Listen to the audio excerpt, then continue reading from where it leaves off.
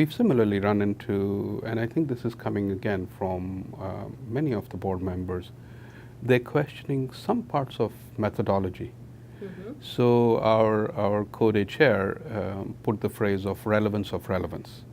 In a sense, he was, I think at some level he's right, because whether we look at strategic perspective on, or an evaluation on a strategy or a theme, or you look at a country strategy, the relevance of all of these is almost always 100%. I mean, most of the activities are aligned to the national strategy, to this, to that.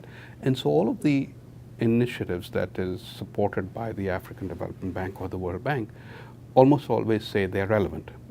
So his question is, how relevant is this, and should it even be part of the format of evaluation? And we've tried to go back saying, look, this is the agreed OECD DAC framework and so on, and we need to conform to overarching standards.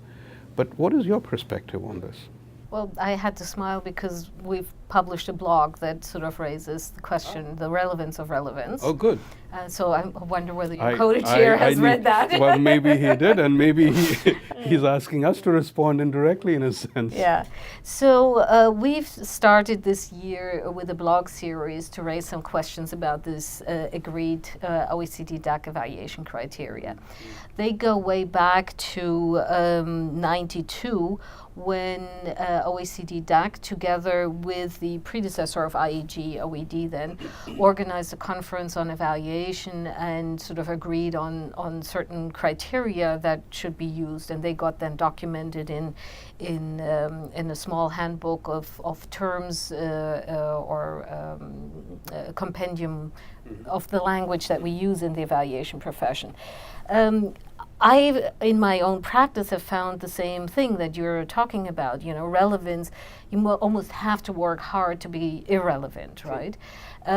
What I found is today much more important is whether you are actually doing something that's significant, that actually has the ability to really transform a situation. And that doesn't mean it has to be a huge operation, it doesn't mean that it has to be a lot of money, but really when we look at the more complex development phenomena, there are intersecting points where you can have multiplier effects that can be very positive and reach much further beyond the resources you're putting in, simply because you're really touching on a sensitive thing that can unleash a much larger change process.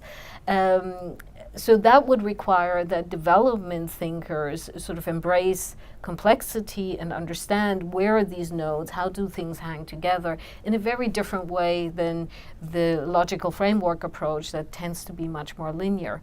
And then it would require for us as evaluators to have also the tools to assess that and understand whether an institution has really found the right entry points. Right. Yeah, and I think if we can at least, because as you're rightly saying, you really have to work hard to make it not relevant.